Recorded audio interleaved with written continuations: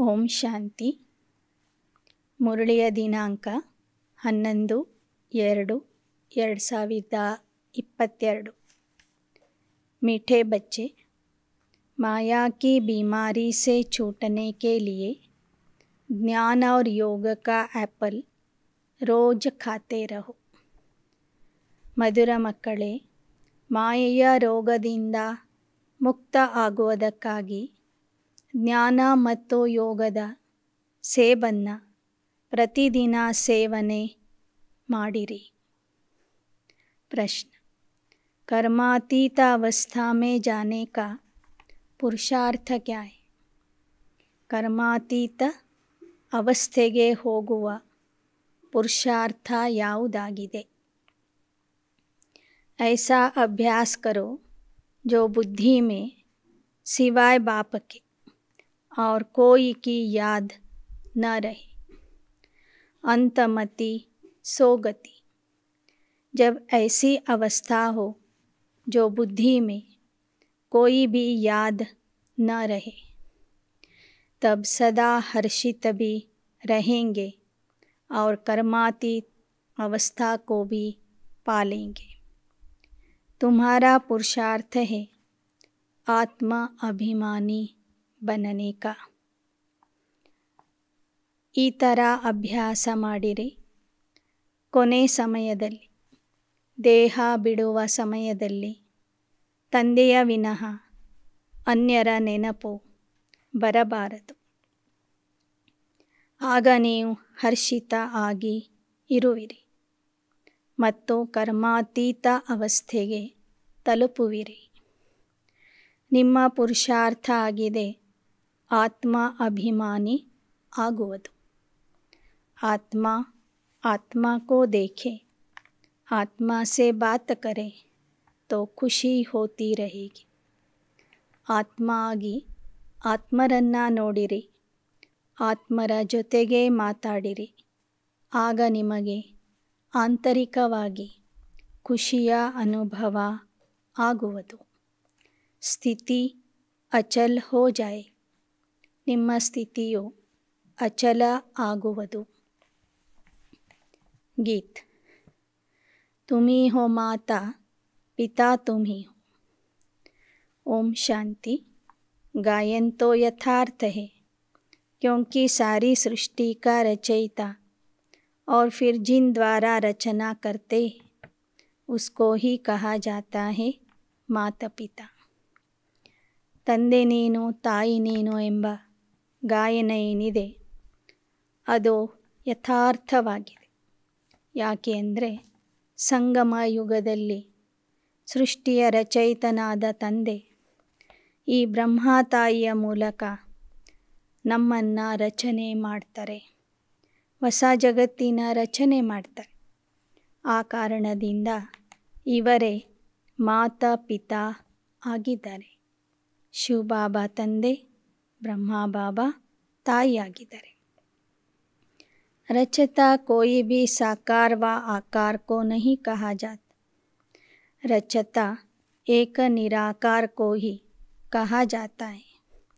अभी यह समझ तुम बच्चों को आई है, वह तो सिर्फ गाते हैं. रचयिता ಅಂದರೆ ನಿರಾಕಾರ ಪರಮಾತ್ಮ ಒಬ್ಬನೇ. ಬೇರೆ ಯಾವುದೇ ಸಾಕಾರ ದೇಹಧಾರಿಗಳಾಗಲಿ ಆಕಾರಿ ದೇವತೆಗಳಾಗಲಿ ಸೃಷ್ಟಿಯ ರಚನೆಕಾರರು ಅಲ್ಲ. ಈ ಜ್ಞಾನ ತಿಳುವಳಿಕೆ ಈಗ ನಿಮ್ಮ ಬುದ್ಧಿಯಲ್ಲಿ ಮಾತ್ರ ಬಂದಿದೆ. ಉಳಿದವರು ಕೇವಲ ಹಾಡ್ತಾ ಇದ್ದಾರೆ, ಆದರೆ ಅರ್ಥ ಗೊತ್ತಿಲ್ಲ. ಭಕ್ತೋं की बुद्धि में सिर्फ यही रहता कि बस भक्ति करनी है, परंतु किसकी भक्ति करनी है कुछ भी पता नहीं. भक्ति करनी है एक भगवान की, जिसे माता पिता कहते हैं, न कि सैकड़ों की. कहते हैं भगवान आकर भक्तों को भक्ति का फल देंगे. ಭಕ್ತರು ಭಕ್ತಿ ಮಾಡ್ತಿದ್ದಾರೆ, ಆದರೆ ಯಾರ ಭಕ್ತಿ ಮಾಡಬೇಕು ಅನ್ನೋದೇ ಅವರಿಗೆ ತಿಳಿತಾ ಇಲ್ಲ. ವಾಸ್ತವಿಕವಾಗಿ ಕೇವಲ ಮಾತಪಿತಾ ಆಗಿರುವಂತಹ ಆ ಪರಮಾತ್ಮನ ಪೂಜೆ ಮಾತ್ರ ಮಾಡಬೇಕು, ಪರಮಾತ್ಮನ ಭಕ್ತಿ ಮಾಡಬೇಕು.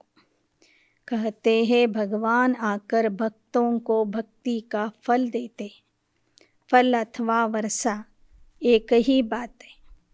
ವಾಸ್ತವಿಕವಾಗಿ ಭಕ್ತರು ಒಬ್ಬನ ಭಕ್ತಿ ಮಾಡಬೇಕು ವಿನಃ ನೂರಾರು ಜನರ ಭಕ್ತಿ ಮಾಡಬಾರದು. ಅದರ ಬಗ್ಗೆನೂ ಅವರಲ್ಲಿ ತಿಳುವಳಿಕೆ ಇದೆ. ಪರಮಾತ್ಮನೇ ಕೊನೆಗೆ ಬಂದು ನಮ್ಮ ಭಕ್ತಿಗೆ ಫಲ ಕೊಡ್ತಾನೆ ಅಂತ. ಫಲ ಅಂದ್ರೇ ಆಸ್ತಿ. बच्चा पैदा होता है, माता पिता के वर्षे का फल मिलता है. यह गायन तो है ಭಕ್ತಿ ಮಾರ್ಗ का. ಹೇಗೆ ಮಗು ಹುಟ್ಟಿದ ಕೂಡಲೇ ತಂದೆ ತಾಯಿಯ ಆಸ್ತಿಗೆ ಅಧಿಕಾರಿಯಾಗ ಆಸ್ತಿಯ ಫಲ ಮಗುವಿಗೆ ಸಿಗ್ತದೆ. ಹಾಗೆಯೇ ಇಲ್ಲಿಯೂ ಸಹ ಭಕ್ತರಿಗೆ ಭಗವಂತನಿಂದ ಭಕ್ತಿಯ ಫಲ ಸಿಗ್ತದೆ. ಯಾದ ಕರ್ತೆ ಹೇ ಹಮ್ಕೋ ಭಕ್ತಿ ಕಾ ಫಲ್ ದೋ, ಜ್ಞಾನ और ಭಕ್ತಿ भी कहते हैं ना, ಭಕ್ತಿ ಕಾ ಫಲ ಹೇ ಜ್ಞಾನ. ಬಾಬಾ ಹೇಳ್ತಾರೆ, ಭಗವಂತನ ಹತ್ತಿರ ಭಕ್ತರು ಕೇಳ್ಕೋತಾರೆ, ಹೇ ಭಗವಂತ ನಮಗೆ ಭಕ್ತಿಯ ಫಲ ಕೊಡು ಅಂತ. ಇಲ್ಲಿ ಜ್ಞಾನ ಮತ್ತು ಭಕ್ತಿ ಬೇರೆ ಬೇರೆ ಆಗಿದೆ. ಭಕ್ತಿಯ ಫಲನೇ ಆಗಿದೆ ಜ್ಞಾನ. अब तुम जानते हो भक्ति कब से शुरू हुई, यह कोई को पता नहीं. ज्ञान का समय है दिन, भक्ति का समय है रात. दिन और रात तो आधा आधा होगा. शास्त्रों में कल्प की आयु लंबी लिख दी. ಜ್ಞಾನದ ಸಮಯನೇ ಬೇರೆ, ಭಕ್ತಿಯ ಸಮಯನೇ ಬೇರೆ. ಜ್ಞಾನ ಅಂದರೆ ಹಗಲು, ಭಕ್ತಿ ಅಂದರೆ ರಾತ್ರಿ. ಎರಡೂ ಅರ್ಧ ಅರ್ಧ ಸಮಯ ಇರ್ತದೆ. ಆದರೆ ಶಾಸ್ತ್ರಗಳಲ್ಲಿ ಜ್ಞಾನದ ಸಮಯ ಬಹಳ ಜಾಸ್ತಿ ಬರೆದಿದ್ದಾರೆ. ಜ್ಞಾನದ ಸಮಯ ಅಂದರೆ ಸತ್ಯಯುಗ, ತ್ರೇತಾಯುಗ. ಭಕ್ತಿಯ ಸಮಯ ಅಂದರೆ ದ್ವಾಪರ ಮತ್ತು ಕಲಿಯುಗ. ಅವರ ಲೆಕ್ಕದಲ್ಲಿ ಸತ್ಯ ತ್ರೇತಾಯುಗ ಬಹಳ ದೊಡ್ಡದು, ದ್ವಾಪರ ಕಲಿಯುಗ ಬಹಳ ಚಿಕ್ಕದ್ದು. ज्ञान को बहुत समय दे दिया और भक्ति को थोड़ा समय दिया. द्वापर कलयुग की आयु कम दिखाई. यह रात और दिन का पूरा हिसाब तो ठहरा नहीं. कृष्ण पक्ष शुक्ल पक्ष भी कहते. शास्त्रों में यह अक्षर है. कहते हैं तुम लोग शास्त्रों को नहीं मानते हो, फिर शास्त्रों के अक्षर क्यों लेते हो? तो तुमको समझाना है. शास्त्रों का सार तो बाबा ही बताते हैं ना. फलाने शास्त्र में यह राइट नहीं है, यह राइट है. रेफरेंस तो जरूर देना पड़े. बाबा ಹೇಳ್ತಾರೆ, ಅರ್ಧ ಕಲ್ಪ ಹಗಲು, ಅರ್ಧ ಕಲ್ಪ ರಾತ್ರಿ, ಎರಡೂ ಸಮ ಸಮ ಇರ್ತದೆ. ಹೇಗೆ ಕೃಷ್ಣ ಪಕ್ಷ 15 ದಿನಗಳು, ಶುಕ್ಲ ಪಕ್ಷ 15 ದಿನಗಳವರೆಗೂ ಇರ್ತದೆ. ಈ ಮಾತು ಶಾಸ್ತ್ರದಲ್ಲಿನೂ ಇದೆ ಅಂತ ಹೇಳ್ತಾರೆ ಬಾಬಾ. ಆಗ ಜನ ನಮಗೆ ಕೇಳ್ತಾರೆ, ನೀವು ಶಾಸ್ತ್ರ ಪುರಾಣಗಳಿಗೆ ಮಾನ್ಯತೆ ಕೊಡೋದಿಲ್ಲ, ಮತ್ತೆ ಯಾಕೆ ಶಾಸ್ತ್ರದ ಆಧಾರ ಕೊಡ್ತೀರಿ? ಆಗ ನೀವು ತಿಳಿಸಿರಿ, ಎಲ್ಲ ಶಾಸ್ತ್ರ ವೇದಗಳ ಸಾರನೇ ಪರಮಾತ್ಮ ಇಲ್ಲಿ ತಿಳಿಸ್ತಾ ಇದ್ದಾನೆ. ಯಾವ ಶಾಸ್ತ್ರದಲ್ಲಿ ಸತ್ಯ ಇದೆ, ಯಾವ ಶಾಸ್ತ್ರದಲ್ಲಿ ಸತ್ಯ ಇಲ್ಲ, ಎಷ್ಟು ಸರಿ ಇದೆ, ಎಷ್ಟು ಸರಿ ಇಲ್ಲ ಅನ್ನೋದನ್ನು ತಿಳಿಸೋದಕ್ಕಾಗಿ ಶಾಸ್ತ್ರಗಳ ಉದಾಹರಣೆ ಕೊಡಬೇಕಾಗ್ತದೆ. अब प्रदर्शनी में चित्र दिखाते हैं हनुमान, गणेश, वामन अवतार आदि आदि. समझाने के लिए दिखाना पड़े ना. जो बातें रॉन्ग है वह वर्णन कर फिर राइट क्या है वह समझाते. ಹೇಗೆ ನೋಡಿ, ಪ್ರದರ್ಶನದಲ್ಲಿ ನೀವು ಹನುಮಂತ, ಗಣೇಶ, ದಶಾವತಾರಗಳು ಇತ್ಯಾದಿ ಭಕ್ತಿಯ ಚಿತ್ರಗಳನ್ನು ತೋರಿಸ್ತೀರಿ. ನಂತರ ಹೇಳ್ತೀರಿ ಪರಮಾತ್ಮ ಒಂದೇ ಸಲ ಅವತರಿಸಿ ಬರ್ತಾನೆ ವಿನಃ ಅವನು 10 ಅವತಾರ 24 ಅವತಾರಗಳನ್ನು ಧರಿಸಿ ಬರೋದಿಲ್ಲ ಅಂತೆ. ಅದಕ್ಕೆ ಯಾವುದು ತಪ್ಪಿದೆ ಯಾವುದು ಸರಿ ಇದೆ ಅನ್ನೋದನ್ನು ಆ ಭಕ್ತಿಯ ಚಿತ್ರಗಳ ಮೂಲಕ ತಿಳಿಸಲಾಗ್ತದೆ. अब बाबा की महिमा गाते हैं शिवाय नमः. फिर लिखा है त्वमेव माताश्च पिता, नाम तो देना पड़ेना. ಪರಮಾತ್ಮನ ಮಹಿಮೆ ಆಗಿದೆ ಶಿವಾಯ ನಮಃ ಅಂತ. ಆ ಶಿವನಿಗೆ ತ್ವಮೇವ ಮಾತಾಶ್ಚ ಪಿತಾ ಅಂತನೂ ಕರೀತಾರೆ.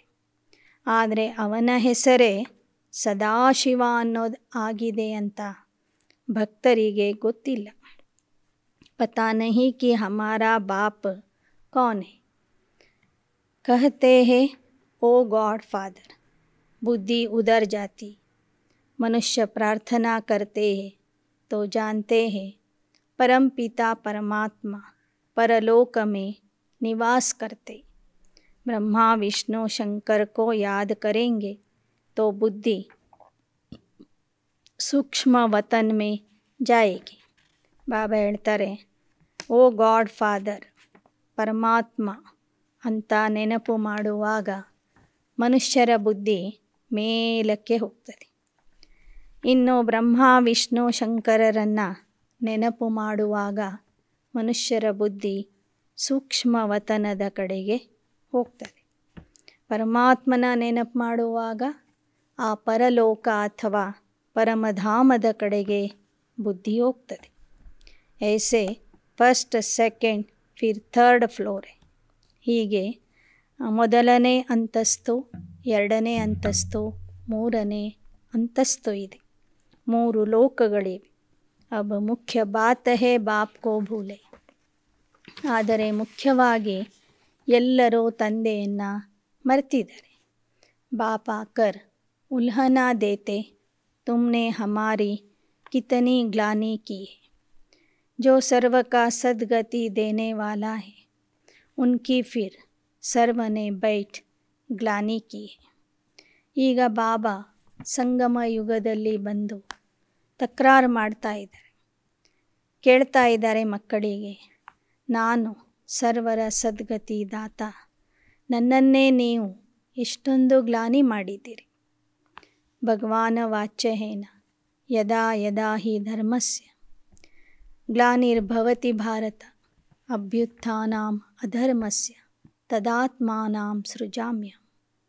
ಪರಿತ್ರಾಣಾಯ ಸಾಧೂನಾಂ ವಿನಾಶಾಯ ಚ ದುಷ್ಕೃತಾಂ ಧರ್ಮ ಸಂಸ್ಥಾಪನಾರ್ಥಾಯ ಸಂಭವಾಮಿ ಯುಗೆ ಯುಗೆ ಅಂತ. ಭಗವದ್ಗೀತೆಯಲ್ಲಿ ಈ ಥರದ ಶ್ಲೋಕ ಇದೆ. ಅದರಲ್ಲಿ ಪರಮಾತ್ಮ ಹೇಳ್ತಾನೆ, ಭಾರತದಲ್ಲಿ ಧರ್ಮದ ಗ್ಲಾನಿ ಆದಾಗ ನಾನು ಬರ್ತೀನಿ ಅಂತ. ಭಾರತವಾಸಿ अपने धर्म की ग्लानि करते, कहते हैं ಈಶ್ವರ್ ಸರ್ವವ್ಯಾಪಿ. ಭಾರತವಾಸಿಗಳೇ ತಮ್ಮ ಧರ್ಮದ ನಿಂದನೆ ಮಾಡ್ತಾರೆ, ತಮ್ಮ ಧರ್ಮದ ಬಗ್ಗೆನೇ ಗ್ಲಾನಿ ಮಾಡ್ತಾರೆ. ಆ ಶ್ಲೋಕದಲ್ಲಿ ಪರಮಾತ್ಮನ ವಚನ ಇದೆ, ನಾನು ಧರ್ಮಗ್ಲಾನಿಯ ಸಮಯದಲ್ಲಿ ಬರ್ತೀನಿ ಅಂತ. ಅದರ ಅರ್ಥ ಏನು ಅಂದರೆ, ಧರ್ಮಗ್ಲಾನಿ ಆಗೋ ತನಕ ನಾನಿಲ್ಲಿ ಇರೋದಿಲ್ಲ, ಧರ್ಮಗ್ಲಾನಿಯ ಸಮಯದಲ್ಲಿ ಬರ್ತೀನಿ ಅಂತ ಅರ್ಥ. ಫಿರ್ ಬಿ ಕಹತೆ ಈಶ್ವರ್ ಸರ್ವವ್ಯಾಪಿ. ಈ ಭಗವದ್ಗೀತೆಯ ಶ್ಲೋಕವನ್ನು ಪ್ರತಿನಿತ್ಯ ಹಾಡುವಂಥವರೂ ಸಹ ಮತ್ತೊಂದು ಕಡೆ ಈಶ್ವರ ಸರ್ವವ್ಯಾಪಿ ಅಂತ ಹೇಳಿಬಿಡ್ತಾರೆ. ಕ್ಯಾ ಸಬ್ ಮೇ ಈಶ್ವರ ಹೈ ಕಹ ದೇತೆ ಕಚ್ಚ ಅವತಾರ್ ಮಚ್ಚ ಅವತಾರ್ ವರಾಹ ಅವತಾರ್. बाप तो भारतवासी बच्चों को ही कहते क्योंकि बच्चे ही ग्लानी करते. ಹೇಳ್ತಾರೆ, ಕಚ್ಚ ಅವತಾರ, ಮಚ್ಚ ಅವತಾರ, ವರಾಹ ಅವತಾರ, ಪರಶುರಾಮ ಅವತಾರ, ರಾಮ ಅವತಾರ, ನರಸಿಂಹ ಅವತಾರ. ಈ ಥರ ಭಾರತವಾಸಿ ಮಕ್ಕಳೇ ನನ್ನನ್ನು ಸಾಕಷ್ಟು ನಿಂದನೆ ಮಾಡಿದ್ದಾರೆ. ಯಹ ಮುರಬ್ಬಿ ಬಚ್ಚ ಬ್ರಹ್ಮಾ ಭಿ ಗ್ಲಾನಿ ಕರ್ತಾ ಥಾ, ಯಹ ಗ್ಲಾನಿ ಭಿ ಡ್ರಾಮಾ ಮೇ ನೊಂದಿ ಹುಯಿ ಥಿ. ಈ ನನ್ನ ಪ್ರಥಮ ಮಗ ಬ್ರಹ್ಮ ಬಾಬಾನೂ ಸಹ ನನ್ನ ಬಗ್ಗೆ ಗ್ಲಾನಿ ಮಾಡ್ತಿದ್ರು. ಈ ಥರ ಪರಮಾತ್ಮನನ್ನು ಗ್ಲಾನಿ ಮಾಡುವುದು, ಪರಮಾತ್ಮನ ನಿಂದನೆ ಮಾಡುವುದು ಸಹ ನಾಟಕದಲ್ಲಿ ನಿಗದಿಯಾಗಿತ್ತು. ತಬ್ ತೋ ಪಾಪ ಆತ್ಮ ಬನೇನ, ಪಾವನ್ ಬನಾಕರ್ ಫಿರ್ ವಿಶ್ವ ಕಾ ಮಾಲಿಕ್ ಬಾಪ್ ಬನಾತೆ ಹೈ. ಪತಿತ ಪಾವನ್ ಹೈ, ಪಾವನ್ ಬನಾನೆ ವಾಲೆ ಬಾಪ್ ಕೋ ಕಿತನಿ ಗಾಲಿ ದೇತೆ. ನಾಟಕದಲ್ಲಿ ಆ ಥರ ಇರೋದ್ರಿಂದನೇ ನೀವು ಪಾಪಾತ್ಮರಾಗ್ತೀವಿ. ಪಾಪಾತ್ಮರನ್ನೇ ತಂದೆ ಬಂದು ಪಾವನ ಮಾಡ್ತಾನೆ. ಯಾರನ್ನ ಪಾವನ ಮಾಡಿರ್ತಾನೆ ಆ ಮಕ್ಕಳೇ ಮತ್ತೆ ಅವನಿಗೆ ಗ್ಲಾನಿ ಮಾಡ್ತಾರೆ. ಜಬ್ ಸಮझाते हैं तो उस समय मान लेते, समाचार भी आता है इतनों ने सही की कि बरोबर आपकी बात ರೈಟ್ है. ಈ ಥರ ನೀವು ಜನರಿಗೂ ತಿಳಿಸ್ತೀರಿ ಪರಮಾತ್ಮ ಸರ್ವವ್ಯಾಪಿ ಅಲ್ಲ ಅಂತ. ಆಗ ಪ್ರದರ್ಶನ ನೋಡುವಾಗ ನೀವು ತಿಳಿಸುವಾಗ ಜನ ಒಪ್ಕೊಳ್ತಾರೆ, ಹಸ್ತಾಕ್ಷರನೂ ಮಾಡಿಕೊಡ್ತಾರೆ. ಆದರೆ ಹೊರಗೆ ಹೋದ ನಂತರ ಮತ್ತೆ ಮರೀತಾರೆ. ತೋ ಪಹಲೆ ಪಹಲೆ ಏಕ ಬಾಪ ಕಾ ಪರಿಚಯ ದೇನಾ ಪಡೇಗಾ. तुम बच्चों में भी नंबरवार तो है ही. बच्चे लिखते हैं बाबा क्या करे, माया का तूफ़ान हमको ठहरने नहीं देता है. ಬಾಬಾ ಹೇಳ್ತಾರೆ, ಮೊದಲು ಮೊದಲು ಬಂದವರಿಗೆ ತಂದೆಯ ಪರಿಚಯ ಕೊಡಿ. ಮಕ್ಕಳಲ್ಲಿಯೂ ಸಹ ನಂಬರ್ವಾರ್ ಮಕ್ಕಳಿದ್ದಾರೆ. ಕೆಲವರು ಬಾಬರಿಗೆ ಬರೀತಾರೆ, ಬಾಬಾ ಮಾಯೆಯ ಬಿರುಗಾಳಿ ನಮ್ಮನ್ನು ನಿಂತಲ್ಲೇ ನಿಂತ್ಕೊಳ್ಳಿಕ್ಕೆ, ಸ್ಥಿರತೆಯಿಂದ ನಿಂತ್ಕೊಳ್ಳಿಕ್ಕೆ ಕೊಡ್ತಾ ಇಲ್ಲ. ಹಮ್ಕೋ ಯ ವಿಕಾರ ತಂಗ ಕರ್ತೆ. ಅಚಲವಾಗಿ ನಿಲ್ಲೋದಕ್ಕೆ ಮಾಯೆ ನಮಗೆ ತೊಂದರೆ ಕೊಡ್ತಾ ಇದೆ. ಈ ವಿಕಾರಗಳು ನಮ್ಮನ್ನು ಕಾಡ್ತಾ ಇವೆ. ಬಾಪ್ ಕಹತೆ ತುಮಕೋ ಇನ್ ಪರ್ ವಿಜಯ ಪಾನಿ ಹೇ, ನಹಿ ತೋ ಪದ ಭ್ರಷ್ಟ ಹೋ ಜಾಯೇಗಾ. ಬಾಬಾ ಹೇಳ್ತಾರೆ, ನೀವು ಈ ವಿಕಾರಗಳ ಮೇಲೆ ವಿಜಯ ಪಡಿಲೇಬೇಕು, ಇಲ್ಲದಿದ್ದರೆ ನಿಮ್ಮ ಪದವಿ ನೀವು ಭ್ರಷ್ಟ ಮಾಡಿಕೊಡ್ತೀರಿ, ಒಳ್ಳೆಯ ಪದವಿಯನ್ನು ಕಳ್ಕೋತೀರಿ. ಶಿಕ್ಷಕ ಅಗರ್ ಐಸಾ ಕುಛ ಕಾಮ್ ಕರೆಂಗೆ तो ज़रूर औरों को संशय पड़ेगा. खुद की चलन तो ऐसी है और दूसरों को ऐसे समझाते हैं. ಬಾಬಾ ಹೇಳ್ತಾರೆ, ಜ್ಞಾನ ಹೇಳುವಂಥವರೇ ಒಂದು ವೇಳೆ ವಿಕಾರಗಳಿಗೆ ವಶ ಆಗಿಬಿಟ್ರೆ ಕೇಳುವಂಥವ್ರಿಗೆ ಸಂಶಯ ಬರ್ತದೆ. ನೋಡಿ, ಜ್ಞಾನ ಹೇಳುವಂಥವರೇ ಈ ಥರ ಇದ್ದಾರೆ, ಇನ್ನು ನಮಗೆ ಜ್ಞಾನ ತಿಳಿಸ್ತಾರೆ. ವಿಕಾರ ಭಿ कोई सेमी होता है, सतो रजो तमो हर बात में होता है. सतयुग को कहा जाता सतो, कलयुग को तमो. दुनिया भ्रष्टाचारी कहते हैं, परंतु अपने को कोई भ्रष्टाचारी समझते नहीं. बाप समझाते, इस रावण राज्य में एक भी श्रेष्ठाचारी नहीं. ಜನ ಇವತ್ತು ತಮೋ ಪ್ರಧಾನ ಭ್ರಷ್ಟಾಚಾರಿ ಆಗಿಬಿಟ್ಟಿದೆ. ಎಲ್ಲರೂ ಹೇಳ್ತಾರೆ ಜಗತ್ತು ಭ್ರಷ್ಟಾಚಾರಿ ಆಗಿದೆ, ಆದರೆ ನಾನು ಒಬ್ಬ ಭ್ರಷ್ಟಾಚಾರಿ ಅನ್ನೋದು ಅವರಿಗೆ ತಿಳಿತಾ ಇಲ್ಲ. ಆ ಥರ ಅವ್ರು ತಿಳ್ಕೊಂಡಿಲ್ಲ. ಬಾಬಾ ಹೇಳ್ತಾರೆ, ಈ ರಾವಣ ರಾಜ್ಯದಲ್ಲಿ ಒಬ್ಬರೂ ಶ್ರೇಷ್ಠಾಚಾರಿಗಳು ಇಲ್ಲ. ಸಮझो कोई से पूछा जाता ऊंचे ते ऊंचा कौन, तो कहेंगे भगवान है. उनका ऑक्यूपेशन जानते हो नहीं, या तो कहेंगे सन्यासी ही ऊंचे हैं क्योंकि पवित्र रहते हैं, खुद भी सन्यासियों को फॉलो करते हैं. नमस्ते करते हैं तो उनसे पूछना चाहिए, सन्यासियों से भी जरूर कोई ऊंचा होगा। ಸನ್ಯಾಸಿ भी ಭಗವಾನ್ की ಸಾಧನಾ करते। ನೀವು ಜನರಿಗೆ ಪ್ರಶ್ನೆ ಕೇಳಿ, ಈ ಪ್ರಪಂಚದಲ್ಲಿ ಎಲ್ಲರಕ್ಕಿಂತ ದೊಡ್ಡವರು ಯಾರು? ಒಂದು ವೇಳೆ ಪರಮಾತ್ಮ ಅಂತ ಅವರು ಹೇಳಿದರೆ ಅವನ ಕರ್ತವ್ಯ ಏನು ಅಂತ ಕೇಳಿರಿ.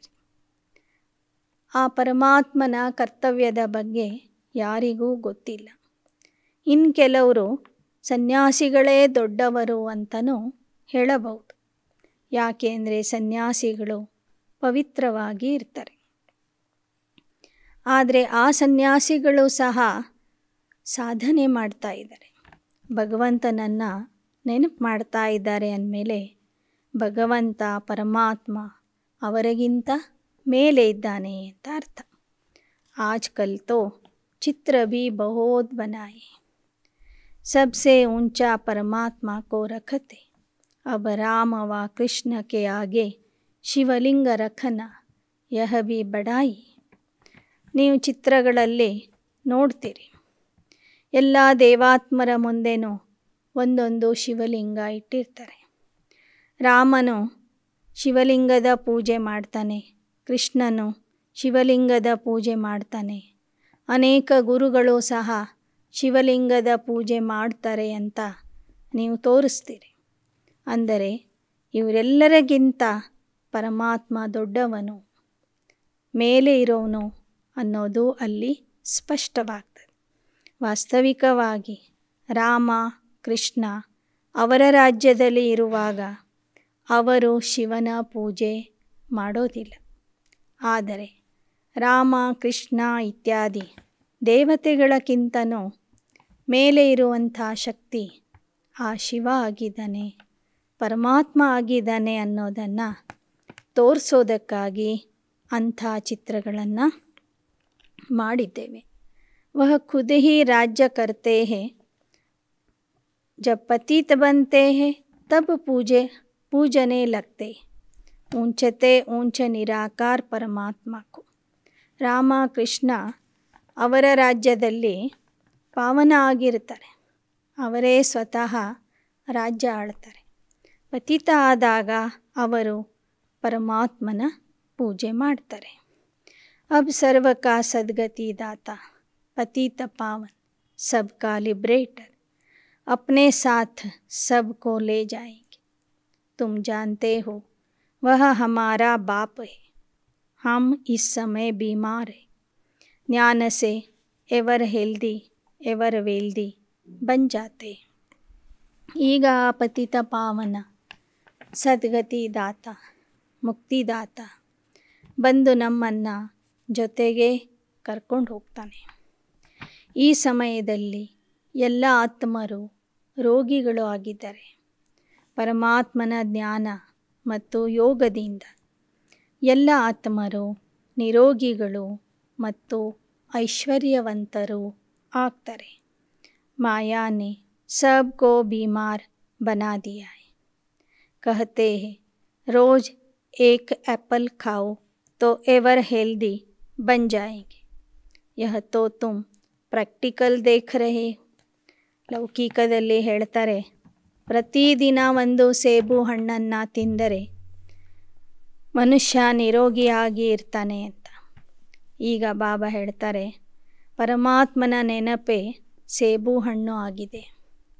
ಆ ಹಣ್ಣನ್ನು ಪ್ರತಿನಿತ್ಯ ನೀವು ಸೇವನೆ ಮಾಡಿ ಮಾಯೆಯ ರೋಗದಿಂದ ಮುಕ್ತ ಆಗ್ತೀರಿ. अब सबको हेल्दी वेल्दी बनाने वाला एक बाप ही, सूक्ष्म वतन में भी आत्माएं हेल्दी, यहाँ अनहेल्दी, फिर मूल वतन से पहले जब आत्माएं आएगी तो सुख ही देखेगी. तो बाप ब्रह्मा द्वारा हमको बहुत ಸುಖ ದೇತೆ. ಮೂಲವತನದಲ್ಲಿ ಆತ್ಮರು ನಿರೋಗಿಯಾಗಿರ್ತಾರೆ, ಸೂಕ್ಷ್ಮವತನದಲ್ಲೂ ಆತ್ಮರು ನಿರೋಗಿಯಾಗಿರ್ತಾರೆ. ಮೂಲವತನದಿಂದ ಬರುವಾಗ ನಿರೋಗಿ ಆತ್ಮರು ಈ ಸಾಕಾರ ಲೋಕದಲ್ಲಿ ಬರ್ತಾರೆ. ಬಂದಾಗ 2 ಯುಗಗಳವರೆಗೆ ಆತ್ಮ ಮತ್ತು ದೇಹ ಎರಡೂ ನಿರೋಗಿಯಾಗಿರ್ತದೆ. ಪರಮಾತ್ಮ ಮಕ್ಕಳಿಗೆ ಅಂತಹ ಸುಖವನ್ನು ಕೊಡ್ತಾರೆ. ಬ್ರಹ್ಮಾರವರ ಮೂಲಕ ಬಹಳಷ್ಟು ಸುಖವನ್ನು ಶಿವಬಾಬಾ ಮಕ್ಕಳಿಗೆ ಕೊಡ್ತಾರೆ. अब विनाश तो होना है, इस यज्ञ से ही विनाश ज्वाला निकली. वो लोग फिर शांति के लिए कुछ कुछ करते रहते, परंतु गाया जाता नर चाहत कुछ और, शांति भी तब होगी जब विनाश होगा. ಆ ಸುಖಧಾಮದ ಸ್ಥಾಪನೆ ಆಗಬೇಕಾದ್ರೆ ಮೊದಲು ಈ ದುಃಖಧಾಮ ವಿನಾಶ ಆಗಬೇಕು. ಈ ರುದ್ರ ಗೀತಾ ಯಜ್ಞದಿಂದ ವಿನಾಶ ಜ್ವಾಲೆ ಪ್ರಕಟ ಆಗ್ತದೆ. ಆದರೆ ಲೌಕಿಕದಲ್ಲಿ ಜನ ಶಾಂತಿಗಾಗಿ ಇನ್ನೂ ಸಹ ಯಜ್ಞ ಯಾಗಗಳನ್ನು ಮಾಡ್ತಾ ಇದ್ದಾರೆ, ಸಮ್ಮೇಳನಗಳನ್ನು ಮಾಡ್ತಾ ಇದ್ದಾರೆ. ಆದರೆ ಹೇಳಲಾಗ್ತದೆ ಮನುಷ್ಯರು ಬಯಸೋದೇ ಒಂದು, ಆಗೋದೇ ಮತ್ತೊಂದು ಅಂತ. ಸಭಿ ಆತ್ಮಾಯೇ ಮುಕ್ತಿಧಾಮ್ ಚಲಿ ಜಾಯೇಗಿ, विनाश होने के सिवाय और कोई उपाय हो नहीं सकता. ಎಲ್ಲ ಆತ್ಮರು ಕೊನೆಗೆ ಮುಕ್ತಿಧಾಮಕ್ಕೆ ಹೋಗಿ ಬಿಡ್ತಾರೆ. ಮುಕ್ತಿಧಾಮಕ್ಕೆ ಹೋಗದೆ ವಿನಃ ಯಾರಿಗೂ ಶಾಂತಿ ಸಿಗೋದಿಲ್ಲ. ಪರಮ ಶಾಂತಿ ಅನ್ನೋದು ಆ ಮುಕ್ತಿಧಾಮದಲ್ಲಿ, ಶಾಂತಿಧಾಮದಲ್ಲಿ ಮಾತ್ರ ಸಿಗ್ತದೆ. ಯಹ ಬಿ ಉನ್ಹೋಂಕೋ ಬತಾವೆ ಕೌನ್. ಈ ವಿಚಾರ ಎಲ್ಲ ಧರ್ಮದ ಮುಖಂಡರಿಗೆ ಯಾರು ಹೇಳಬೇಕು? ಇನ್ ಭೀಷ್ಮ ಪಿತಾಮಹ ಆದಿ ಕೋ पिछाड़ी में ज्ञान मिलना है. मनुष्य शांति के लिए उपाय ढूंढते कि आपस में मिलकर एक हो जाए, परंतु ऐसा होना ही नहीं. ಗಾಯನ ಇದೆ, ಭೀಷ್ಮ ಪಿತಾಮಹ ಆದಿ ದೊಡ್ಡ ದೊಡ್ಡ ಆಚಾರ್ಯರಿಗೆ ಕುಮಾರಿಯರ ಮೂಲಕ ಜ್ಞಾನದ ಬಾಣ ಹೊಡೆಸಿದ್ರು ಅಂತ. ಅವರೆಲ್ಲರೂ ಕೊನೆ ಸಮಯದಲ್ಲಿ ಈ ಜ್ಞಾನಕ್ಕೆ ಬರೋರಿದ್ದಾರೆ. ಇನ್ನು ಮನುಷ್ಯರಂತೂ ಶಾಂತಿಗಾಗಿ ಉಪಾಯಗಳನ್ನು ಹುಡುಕ್ತಾನೇ ಇದ್ದಾರೆ. ಆದರೆ ಈ ಕಲಿಯುಗದಲ್ಲಿ ಸಂಪೂರ್ಣ ಶಾಂತಿ ಅನ್ನೋದು ಯಾರಿಗೂ ಸಿಗೋದಿಲ್ಲ. विनाश के बाद ही शांति होगी. अब पतित दुनिया में एक भी श्रेष्ठाचारी नहीं. भ्रष्टाचार की वृद्धि होती गई तो जरूर विनाश भी होना है. विनाश के बाद ही सुख शांति को पा सकेंगे. ಈ ಭ್ರಷ್ಟಾಚಾರಿ ಜಗತ್ತು ವಿನಾಶ ಆಗಬೇಕು. ವಿನಾಶದ ನಂತರನೇ ಸುಖ ಶಾಂತಿಯ ಪ್ರಾಪ್ತಿಯಾಗ್ತದೆ. जब भी कोई भाषण करने के लिए स्टेज पर आते हैं, कुछ न कुछ ख्याल करके विचार करके आते कि यह बोलें. हमारे बच्चे तो समझते हैं क्या बोलना है. शांति स्थापन करने वाला एक ही सर्व का सद्गति दाता बाप है, वही लिबरेटर है. ಬಾಬಾ ಹೇಳ್ತಾರೆ, ಭಾಷಣಕಾರರು ಭಾಷಣ ಮಾಡಲಿಕ್ಕೆ ಹೋಗುವಾಗ ಮೊದಲೇ ವಿಚಾರ ಮಾಡ್ಕೊಂಡು ಹೋಗ್ತಾರೆ. ಏನು ಮಾತಾಡಬೇಕು ಅಂತ ಚಿಂತನೆ ಮಾಡ್ತಾರೆ.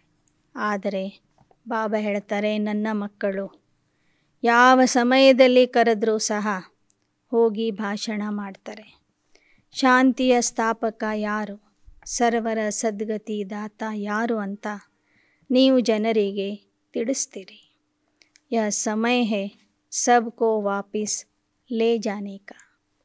बाबा बच्चों से पूछते हैं, बच्चे तुम अपने को सतयुग के लायक समझते हो. ಬಾಬಾ ಹೇಳ್ತಾರೆ, ಜನರಿಗೆ ಜ್ಞಾನ ತಿಳಿಸುವಂಥ ನೀವು ಮಕ್ಕಳು ಮೊದಲು ನೀವು ಸತ್ಯಯುಗಕ್ಕೆ ಹೋಗುವುದಕ್ಕೆ ಲಾಯಕ ಆಗಿದ್ದೀರಾ? ಈಗ ವಾಪಸ್ ಹೋಗುವ समय बंदिदे. रावण पर विजय पाई है. कहते हैं बाबा विजय पाने के लिए पुरुषार्थ कर रहे हैं. ರಾವಣನ ಮೇಲೆ ಸಂಪೂರ್ಣ ವಿಜಯಿ ಆಗಿದ್ದೀರಾ? ಆಗ ಮಕ್ಕಳು ಹೇಳ್ತಾರೆ, ಬಾಬಾ ನಾವು ವಿಜಯಿ ಆಗಲಿಕ್ಕಾಗಿ ಪುರುಷಾರ್ಥ ಮಾಡ್ತಿದ್ದೀವಿ. हाथ तो सब उठाते क्योंकि लज्जा आती है. बाबा कहते अपनी शक्ल तो देखो, कितना समय बाप को याद करते. ಬಾಬಾ ಕೇಳಿದಾಗ ಎಲ್ಲರೂ ಕೈ ಎತ್ತುತ್ತೀರಿ, ನಾನು ವಿಜಯಿ ಆಗಿದ್ದೇನೆ ಅಂತ. ಆದರೆ ಮೊದಲು ನಿಮ್ಮ ಮುಖ ನೋಡ್ಕೊಳ್ಳಿ. ಎಲ್ಲ ಮಕ್ಕಳು ಯಾಕೆ ಕೈ ಎತ್ತುತ್ತಾರಂದರೆ ಜನರ ಮುಂದೆ ತಮ್ಮ ಮರ್ಯಾದೆ ಕಡಿಮೆ ಆಗಬಾರ್ದು ಅಂತ ಕೈ ಎತ್ತುತ್ತಾರೆ. ಆದರೆ ಬಾಬಾ ಮತ್ತೆ ಪ್ರಶ್ನೆ ಕೇಳ್ತಾರೆ, ಮಕ್ಕಳೇ ನಿಮ್ಮ ಮುಖ ನೋಡ್ಕೊಳ್ಳಿ, ನೀವು ದೇವತಾ ಆಗಲಿಕ್ಕೆ ಲಾಯಕ ಆಗಿದ್ದೀರಾ. अंत्य में कोई भी याद न आए ऐसी अवस्था चाहिए. कितना समय बाप को याद करते हो. ನೋಡ್ಕೊಳ್ಳಿ, ಎಷ್ಟು ಸಮಯ ನೀವು ಆ ತಂದೆಯನ್ನು ನೆನಪು ಮಾಡ್ತೀರಿ. ದೇಹ ಬಿಡುವಾಗ ತಂದೆಯ ನೆನಪಿನಲ್ಲಿ ದೇಹ ಬಿಡುವಂತಹ ಕರ್ಮಾತೀತ ಅವಸ್ಥೆಗೆ ನೀವು ತಲುಪಿದ್ದೀರಾ. सदा हर्षित भी तब रह सकेंगे जब दूसरों की सेवा करें. ನೀವು ಸದಾ ಹರ್ಷಿತ ಆಗಿ ಇರಬೇಕಾದರೆ ಮೊದಲು ಅನ್ಯರ ಸೇವೆ ಮಾಡಬೇಕು. तुम रूहानी सोशल वर्कर हो. तुम्हारे बिगर रूह को इंजेक्शन कोई भी लगा न सके. ನೀವೇ ಆತ್ಮಿಕ ಸಮಾಜ ಸೇವಕರು. ನಿಮ್ಮ ವಿನಃ ಆತ್ಮಕ್ಕೆ ಇಂಜೆಕ್ಷನ್ ಕೊಡೋರು ಬೇರೆ ಯಾರೂ ಇಲ್ಲ. गाया जाता है ज्ञान अंजन सद्गुरु दिया. आत्मा को अब मालूम पड़ा कि सृष्टि के आदि मध्य अंत्य का ज्ञान क्या है. आत्मा ने कहा शरीर द्वारा ज्ञान सागर को हम आपको आपके साथ वापस जाना है. यह बहुत खुशी की बात है ना. अब हमको वापस जाना है. ಆತ್ಮ ದೇಹದ ಮೂಲಕ ಜ್ಞಾನಸಾಗರ ತಂದೆಗೆ ಹೇಳ್ತದೆ, ಬಾಬಾ ನಾವು ನಿಮ್ಮ ಜೊತೆಗೆ ವಾಪಸ್ ಬರೋರಿದ್ದೇವೆ, ಮನೆಗೆ ಬರೋರಿದ್ದೆ. ಇದರಲ್ಲಿ ಎಷ್ಟೊಂದು ಖುಷಿಯ ಅನುಭವ ಇದೆ ಅಂತ ಹೇಳ್ತಾರೆ ಬಾಬಾ. ಇದು ಎಷ್ಟೊಂದು ಖುಷಿಯ ಮಾತಾಗಿದೆ. ಪುರಾನಾ ಚೋಲಾ ಚೋಡ್ಕರ್ ನಯಾ ಚೋಲಾ ಲೇನಾ ಹೈ. इस कारण नाम ही है ಶ್ಯಾಮ ಸುಂದರ. ನಾವು ಈ ಹಳೆ ದೇಹವನ್ನು ಬಿಟ್ಟು ಸತ್ಯಯುಗದಲ್ಲಿ ಸುಂದರ ದೇಹವನ್ನು ಪಡ್ಕೊಳ್ಳೋರಿದ್ದೆ. ಅದಕ್ಕಾಗಿ ಕೃಷ್ಣನ ಜೊತೆಗೆ ನಮ್ಮೆಲ್ಲರಿಗೂ ಸಹ ಶ್ಯಾಮ ಸುಂದರ ಅಂತ ಕರೆಯಲಾಗ್ತದೆ. ಬಾಬಾ ಸುಂದರ ಬನಾತೆ ಮಾಯಾ ರಾವಣ್ ಶ್ಯಾಮ್ ಬನಾತಾ ಹೈ. ಶಿವ ಬಾಬಾ ನಮ್ಮನ್ನು ಸುಂದರ ಮಾಡ್ತಾರೆ, ಮಾಯೆ ಅಥವಾ ರಾವಣ ನಮ್ಮನ್ನು ಶ್ಯಾಮ ಅಂದರೆ ಕಪ್ಪಾಗಿ ಮಾಡಿಬಿಡ್ತಾನೆ, ಕಪ್ಪು ಮಾಡ್ತಾನೆ. ಕಾಮ ಚಿತಾ ಪರ್ बैठने से श्याम बन जाते. यह बड़ी समझने की सहज बात है. ಶಿವ ಬಾಬಾ ನಮ್ಮನ್ನು ಸುಂದರ ಮಾಡ್ತಾರೆ ಜ್ಞಾನಚಿತೆಯ ಮೇಲೆ ಕೂಡಿಸಿ. ರಾವಣ ನಮ್ಮನ್ನು ಕಾಮಚಿತೆಯ ಮೇಲೆ ಕೂಡಿಸಿ ಕಪ್ಪಾಗಿ ಮಾಡಿಬಿಡ್ತಾನೆ. ಇದು ಬಹಳ ತಿಳ್ಕೊಳ್ಳುವಂತಹ ಮಾತಾಗಿದೆ. टीचर कहते हैं पढ़ने वाले बहुत डल है. कोई डल हेड होते हैं ना. ನಂಬರ್ವಾರ್ ಧಾರಣಾ ಹೋತಿ. ಇಲ್ಲಿ ವಿದ್ಯಾರ್ಥಿಗಳ ಬುದ್ಧಿ ಒಂದೇ ಥರ ಇರೋದಿಲ್ಲ. ಕೆಲವರ ಬುದ್ಧಿ ಬಹಳ ಮಂದ ಬುದ್ಧಿ ಇದೆ. ಅಂಥವ್ರಿಗೆ ಮಂದ ಬುದ್ಧಿಯ ಮಕ್ಕಳು ಅಂತ ಹೇಳಲಾಗ್ತದೆ. ಇನ್ನೂ ಮಕ್ಕಳಲ್ಲಿ ದೇಹ ಅಭಿಮಾನ ಬಹಳಷ್ಟು ಇದೆ. ಆತ್ಮ ಅಭಿಮಾನಿ ರಹೆ ತೋ ಸದಾ ಹರ್ಷಿತ್ ರಹೆ. ದೇಹಾಭಿಮಾನ ಬಿಟ್ಟು ನೀವೆಲ್ಲ ಮಕ್ಕಳು ಆತ್ಮ ಅಭಿಮಾನಿ ಆಗಿಬಿಟ್ರೆ ಸದಾ ಖುಷಿಯಲ್ಲಿ ಇರ್ತೀರಿ. आत्मा को देखे अर्थात अपने भाई को देखकर खुश होती रही. बाबा बच्चों को देख खुश होते. ನೀವು ಆತ್ಮರು ಆತ್ಮರನ್ನು ನೋಡಿ ಖುಷಿಯಲ್ಲಿ ಇರಬೇಕು. ಆಗ ಬಾಬಾ ನಿಮ್ಮನ್ನು ನೋಡಿ ಖುಷಿ ಆಗ್ತಾರೆ. बाबा कहते बच्चे मैं आया तुमको माया से लिबरेट कर वापस साथ ले जाने. इस तन में शिव बाबा की प्रवेशता होती है. वह भी जरूर भ्रुकुटी के बीच में ही आएंगे. ऐसे थोड़े ही ऊपर से गंगा बहेगी. शिव की सवारी बैल पर दिखाते. बैल की भ्रुकुटी में ಶಿವ का ಚಿತ್ರ ದಿಖಾಯ. ಬಾಬಾ ಹೇಳ್ತಾರೆ, ನಾನು ಬಂದಿದ್ದೇನೆ ಮಾಯೆಯಿಂದ ನಿಮ್ಮನ್ನು ಮುಕ್ತ ಮಾಡಿ ವಾಪಸ್ ಕರ್ಕೊಂಡು ಹೋಗೋದಕ್ಕಾಗಿ. ನಾನು ಇವರ ದೇಹದಲ್ಲಿ ಪ್ರವೇಶ ಮಾಡ್ತೀನಿ, ಇವರ ಭ್ರುಕುಟಿಯಲ್ಲಿ ವಾಸ ಮಾಡ್ತೀನಿ. ಶಂಕರನ ಚಿತ್ರದಲ್ಲಿ ಜಟೆಯಿಂದ ಗಂಗೆ ಹರಿತು ಅಂತ ತೋರಿಸಿದ್ದಾರೆ.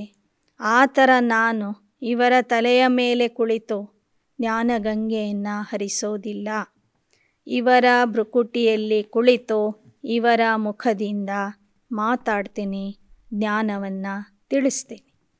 ಭಕ್ತಿ ಮಾರ್ಗದಲ್ಲಿ ಶಿವನ ವಾಹನ ಮುದಿ ಎತ್ತಿನ ರೂಪದಲ್ಲಿ ತೋರಿಸಿದ್ದಾರೆ. ಎತ್ತಿನ ಹಣೆಯ ಮಧ್ಯದಲ್ಲಿ ಶಿವನ ಚಿತ್ರ ಬರೆದಿರ್ತಾರೆ.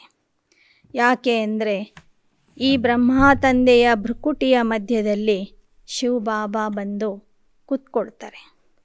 जो आत्मा का स्थान है जरूर वहाँ ही बैठेगी. गुरु लोग अपने चेले को बाजू में बिठाते हैं तो वह सद्गुरु भी आकर बाजू में बैठते. गुरु ब्रह्मा कहते विष्णु को व शंकर को गुरु नहीं कहेंगे. वही ब्रह्मा फिर विष्णु के दो रूप बनते. ಬಾಬಾ ಹೇಳ್ತಾರೆ, ಸದ್ಗುರು ಶಿವ ಬಾಬಾ ಈ ಬ್ರಹ್ಮ ತಂದೆಯ ಆತ್ಮನ ಪಕ್ಕದಲ್ಲಿನೇ ಬಂದು ಕೂತ್ಕೊಳ್ತಾರೆ. ಶಿವ ಬಾಬಾ ಸತ್ಯ ಗುರು ಆದರೆ ಈ ಬ್ರಹ್ಮ ಬಾಬೋರಿಗೆ ಗುರು ಅಂತ ಹೇಳಬಹುದು. ವಿಷ್ಣು ಅಥವಾ ಶಂಕರರಿಗೆ ಗುರು ಅಂತ ಹೇಳೋದಿಲ್ಲ.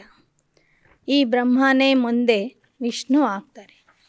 गुरु या सद्गुरु तो शिव को ही कह सकते क्योंकि सबकी सद्गति करते.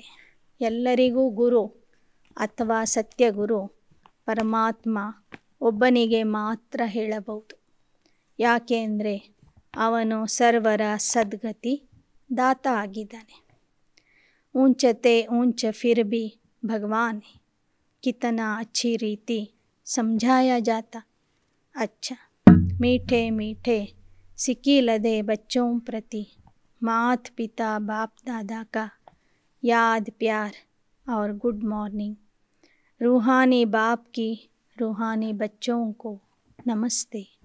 रूहानी बच्चों की रूहानी बाप दादा को याद प्यार गुड मॉर्निंग और नमस्ते नमस्ते नमस्ते. धारणा के लिए मुख्य सार. धारणेಗಾಗಿ मुख्यांशಗಳು. सदा हर्षित रहने के लिए आत्मा अभिमानी बनना है. हम आत्मा भाई भाई है यह दृष्टि पक्की करनी. सदा हर्षिತ ಆಗಿ ಇರಬೇಕಾದರೆ ಆತ್ಮಾಭಿಮಾನಿ ಆಗಬೇಕು. ನಾವು ಎಲ್ಲ ಆತ್ಮರು ಸೋದರ ಸೋದರರು ಎಂಬ ದೃಷ್ಟಿ ಪಕ್ಕಾ ಮಾಡಿಕೊಳ್ಳಬೇಕು. ನಾವು ಆತ್ಮರು ಸೋದರ ಸೋದರರು ಎಂಬ ದೃಷ್ಟಿ ಪಕ್ಕಾ ಮಾಡಿಕೊಳ್ಳಬೇಕು.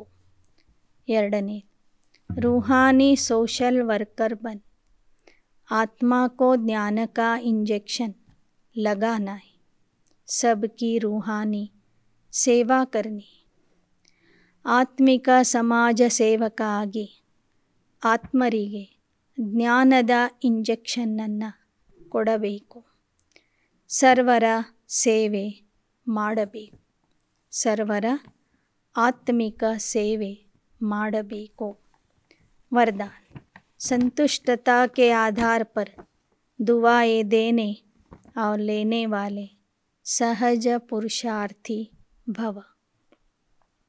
ಸಂತುಷ್ಟತೆಯ ಆಧಾರದಿಂದ ಸರ್ವರಿಗೂ ಆಶೀರ್ವಾದ ಕೊಡುವ ಮತ್ತು ಪಡೆಯುವ ಸಹಜ ಪುರುಷಾರ್ಥಿ ಆಗಿರಿ. सर्व की दुआएं उन्हें मिलती है जो स्वयं संतुष्ट रहकर सबको संतुष्ट करते हैं. जहाँ संतुष्टता है वहाँ दुआएं हैं. यदि सर्वगुण धारण करने व सर्व शक्तियों को कंट्रोल करने में मेहनत लगती हो तो उसे भी छोड़ दो. सिर्फ अमृत वेले से रात तक दुआएं देने और दुआएं लेने का एक ही कार्य करो तो इसमें सब कुछ आ जाएगा. ಸರ್ವರ ಆಶೀರ್ವಾದಗಳು ಯಾರಿಗೆ ಸಿಗ್ತವೆ ಅಂದರೆ ಯಾರು ತಾವು ಸಂತುಷ್ಟ ಆಗಿ ಇದ್ದು ಅನೇಕರನ್ನು ಸಂತುಷ್ಟ ಮಾಡ್ತಾರೆ ಅವರಿಗೆ ಎಲ್ಲರಿಂದನೂ ಆಶೀರ್ವಾದ ಸಿಗ್ತದೆ. ಎಲ್ಲಿ ಸಂತುಷ್ಟತೆ ಇರ್ತದೋ ಅಲ್ಲಿ ಆಶೀರ್ವಾದ ಇರ್ತದೆ. ಒಂದು ವೇಳೆ ನಿಮ್ಮಲ್ಲಿ ಗುಣಗಳನ್ನು ಧಾರಣೆ ಮಾಡಿಕೊಳ್ಳುವಂತಹ ಶಕ್ತಿ ಇಲ್ಲದೇ ಇದ್ದಾಗ, ಸರ್ವಶಕ್ತಿಗಳನ್ನು ನಿಯಂತ್ರಣದಲ್ಲಿ ಇಟ್ಟುಕೊಳ್ಳುವಂತಹ ಪರಿಶ್ರಮ ನಿಮ್ಮಿಂದ ಆಗದೇ ಹೋದಾಗ, ಕೇವಲ ಅಮೃತ ವೇಳೆಯಿಂದ ರಾತ್ರಿಯವರೆಗೆ ಎಲ್ಲರಿಗೂ ಆಶೀರ್ವಾದ ಕೊಡ್ತಾ ಹೋಗ್ರಿ, ಆಶೀರ್ವಾದ ಪಡ್ಕೊಳ್ರಿ. ಈ ಒಂದೇ ಒಂದು ಕೆಲಸ ಮಾಡೋದ್ರಿಂದ ಇದರಲ್ಲಿ ಎಲ್ಲ ವಿಷಯಗಳು ಎಲ್ಲ ರೀತಿಯ ಪ್ರಾಪ್ತಿನೂ ನಿಮಗೆ ಸಿಗುವುದು. ಕೋಯಿ ದುಃಖ ಭೀ ದೇ ತೋ ಭೀ ಆಪ್ ದುವಾಯೇ ದೋ ತೋ ಸಹಜ ಪುರುಷಾರ್ಥಿ ಬನ್ ಜಾಯೇಂಗೆ. ಒಬ್ಬರು ನಿಮಗೆ ದುಃಖನೇ ಕೊಡಲಿ, ಆದರೆ ನೀವು ಅವರಿಗೂ ಸಹ ಆಶೀರ್ವಾದ ಕೊಡಿ. ಅದರಿಂದ ನೀವು ಸಹಜ ಪುರುಷಾರ್ಥಿ ಆಗಿಬಿಡ್ತೀರಿ. श्लोगन. जो समर्पित स्थिति में रहते हैं उनके आगे सर्व का सहयोग स्वतः समर्पित हो जाता है. ಯಾರು ಸಮರ್ಪಿತ ಸ್ಥಿತಿಯಲ್ಲಿ ಇರ್ತಾರೆ ಅವರ ಮುಂದೆ ಸರ್ವರ ಸಹಯೋಗ ಸಮರ್ಪಣೆ ಆಗಿಬಿಡ್ತದೆ. ಯಾರು ಸಮರ್ಪಿತ ಸ್ಥಿತಿಯಲ್ಲಿ ಇರ್ತಾರೆ ಅವರಿಗೆ ಸರ್ವರಿಂದ ಸಹಯೋಗ ಸಹಜವಾಗಿ ಪ್ರಾಪ್ತಿಯಾಗ್ತದೆ. ಮಾತೇಶ್ವರಿ ಜೀಕೆ ಅನಮೋಲ ಮಹಾವಾಕ್ಯ, ಜಗದಂಬಾ ಸರಸ್ವತಿಯವರ ಅಮೂಲ್ಯ ಮಹಾವಾಕ್ಯಗಳು. ಮನುಷ್ಯ ಆತ್ಮ अपनी पूरी कमाई अनुसार ಭವಿಷ್ಯ ಪ್ರಾರಬ್ಧ ಭೋಗ್ತಾ है. ಮನುಷ್ಯನ ಆತ್ಮ ತನ್ನ ಸಂಪಾದನೆಯ ಆಧಾರದಿಂದ, ತನ್ನ ದುಡಿಮೆಯ ಆಧಾರದಿಂದ ಭವಿಷ್ಯದ ಪ್ರಾರಬ್ಧವನ್ನು ಅನುಭವಿಸ್ತಾನೆ. देखो, बहुत मनुष्य ऐसे समझते हैं कि हमारे पूर्व जन्मों की अच्छी कमाई से अभी यह ज्ञान प्राप्त हुआ, परंतु ऐसी बात है ही नहीं. पूर्व जन्म का अच्छा फल तो है, यह हम जानते, लेकिन कल्प का चक्र फिरता रहता है. सतो रजो तमो बदली होता रहता है. ड्रामा अनुसार पुरुषार्थ से प्रारब्ध बनने की मार्जिन रखी है.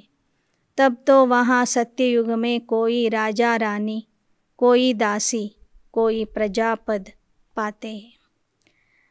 ಕೆಲವರು ಹೇಳ್ತಾರೆ ಪೂರ್ವಜನ್ಮದ ಸಂಪಾದನೆ ಅಥವಾ ಪುಣ್ಯ ಸಂಪಾದನೆಯಿಂದ ನಮಗೆ ಈ ಜ್ಞಾನ ಸಿಕ್ಕಿದೆ ಅಂಥೇಳಿ. ಈ ಜ್ಞಾನ ಸಿಕ್ಕಿದೆ ಅಂದರೆ ಅಲ್ಲಿಗೆ ನಾವು ನಿಂತ್ಕೊಳ್ಬಾರ್ದು. ಕಲ್ಪದ ಚಕ್ರ ಏನು ತಿರುಗ್ತಾ ಇದೆ ಅದರ ಅನುಸಾರವಾಗಿ ನಾವು ಭವಿಷ್ಯದಲ್ಲಿ ಶ್ರೇಷ್ಠ ಪದವಿ ಪಡೆಯುವ ಪುರುಷಾರ್ಥ ಮಾಡಬೇಕು. ಪೂರ್ವಜನ್ಮದ ಪುಣ್ಯದಿಂದ ಜ್ಞಾನ ಸಿಕ್ಕಿದೆ ನಿಜ, ಆದರೆ ಜ್ಞಾನದ ಪ್ರಾರಬ್ಧವನ್ನು ಹೆಚ್ಚಿಸಿಕೊಳ್ಳಲು ಈಗ ನಾವು ಸಂಗಮ ಯುಗದಲ್ಲಿ ಪುರುಷಾರ್ಥ ಮಾಡಲೇಬೇಕು. ಈ ಒಂದು ನಿಯಮ ಇರೋದ್ರಿಂದನೇ ಸತ್ಯಯುಗದಲ್ಲಿ ಕೆಲವರು ರಾಜಾರಾಣಿ ಆಗ್ತಾರೆ, ಕೆಲವರು ದಾಸದಾಸಿ ಆಗ್ತಾರೆ, ಕೆಲವರು ಪ್ರಜೆಗಳಾಗ್ತಾರೆ. तो यही पुरुषार्थ की सिद्धि है. वहाँ द्वैत ईर्ष्या होती नहीं. प्रजा भी सुखी, राजा रानी प्रजा की ऐसी संभाल करते जैसे माँ बाप अपने बच्चों की संभाल करता है. वहाँ गरीब साहूकार सब संतुष्ट है. ಇಲ್ಲಿಯ ಪುರುಷಾರ್ಥದ ಸಿದ್ಧಿಯೇ ಸತ್ಯಯುಗದ ಪದವಿಯಾಗಿದೆ. ಸತ್ಯಯುಗದಲ್ಲಿ ದ್ವೈತ ಇರೋದಿಲ್ಲ, ಎರಡು ಮತ ಇರೋದಿಲ್ಲ, ಈರ್ಷೆ ಇರೋದಿಲ್ಲ, ಎಲ್ಲರೂ ಸುಖಿಗಳಾಗಿರ್ತಾರೆ. ರಾಜ ರಾಣಿ ತಂದೆ ತಾಯಿಯಂತೆ ತಮ್ಮ ಮಕ್ಕಳ ಅಥವಾ ಪ್ರಜೆಗಳ ಸಂಭಾಲನೆ ಮಾಡ್ತಾರೆ. ವಹಾ ಗರೀಬ್ ಸಾಹುಕಾರ್ ಸಬ್ ಸಂತುಷ್ಟ. ಪ್ರಜೆಗಳನ್ನು ಮಕ್ಕಳ ರೂಪದಲ್ಲಿ ನೋಡಿ ಪಾಲನೆ ಕೊಡ್ತಾರೆ. ಅಲ್ಲಿ ಬಡವರು ಶ್ರೀಮಂತರು ಎಲ್ಲರೂ ಸಂತುಷ್ಟ ಆಗಿರ್ತಾರೆ. ಏಕ ಜನಮ್ ಕೆ ಪುರುಷಾರ್ಥ ಸೆ 21 ಪೀಳಿ ಕೆ ಲಿಯೆ ಸುಖ ಭೋಗಿ. ಇಲ್ಲಿಯ ಒಂದು ಜನ್ಮದ ಪುರುಷಾರ್ಥದಿಂದ ನಾವು ಭವಿಷ್ಯದ 21 ಪೀಳಿಗೆಯವರೆಗೆ ಸುಖವನ್ನು ಅನುಭವಿಸ್ತೇವೆ. ಯಹ ಹೇ ಅವಿನಾಶಿ ಕಮಾಯಿ. ಜೋ ಇಸ್ ಅವಿನಾಶಿ ಕಮಾಯಿ ಮೇ ಅವಿನಾಶಿ ಜ್ಞಾನ ಸೆ ಅವಿನಾಶಿ ಪದ ಮಿಲ್ತಾ ಹೈ. ಇದು ಅವಿನಾಶಿ ಸಂಪಾದನೆಯಾಗಿ, ಈ ಅವಿನಾಶಿ ಸಂಪಾದನೆಯಿಂದ, ಅವಿನಾಶಿ ಜ್ಞಾನದಿಂದ ಅವಿನಾಶಿ ಪದವಿಯ ಪ್ರಾಪ್ತಿ 2 ಯುಗಗಳವರೆಗೆ ಆಗ್ತದೆ. ಹಮ್ ಅಭಿ ಸತ್ಯಯುಗಿ ದುನಿಯಾ ಮೇ ಜಾ ರಹೆ. ಯಹ ಪ್ರಾಕ್ಟಿಕಲ್ ಖೇಲ್ ಚಲ್ ರಹಾ ಹೈ. यहाँ कोई छू मंत्र की बात नहीं. ನಾವೆಲ್ಲರೂ ಸತ್ಯಯುಗದ ಪ್ರಪಂಚಕ್ಕೆ, ಸತ್ಯಯುಗಕ್ಕೆ ಹೋಗಲು ಪುರುಷಾರ್ಥ ಮಾಡ್ತಿದೆ. ಪುರುಷಾರ್ಥದ ಆಟ ಪ್ರತ್ಯಕ್ಷದಲ್ಲಿ ನಡೀತಾ ಇದೆ. ಪುರುಷಾರ್ಥದಿಂದ ಪ್ರಾಪ್ತಿ ಇದೆ ವಿನಃ ಇದು ಜಾದೂ ಮಂತ್ರದಿಂದ ಮಾಡಿಕೊಳ್ಳುವಂಥ ಪ್ರಾಪ್ತಿ ಅಲ್ಲ. ಅಚ್ಚ. ಓಂ ಶಾಂತಿ.